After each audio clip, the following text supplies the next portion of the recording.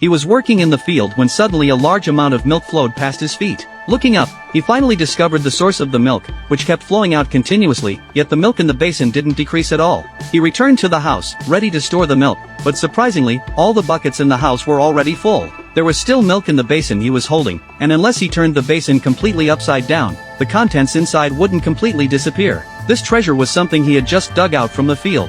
Originally, he thought it was just an ordinary bronze basin, but he never imagined that it had the function of infinite replication. The man then had a brainwave. If he put other things in, they would also be replicated endlessly. Relying on this treasure, he transformed into a famous wealthy man within 100 miles. However, his sudden wealth quickly attracted thieves. They snuck into the mansion on a rainy night and stole the magic basin, but accidentally dropped it into the river during their escape.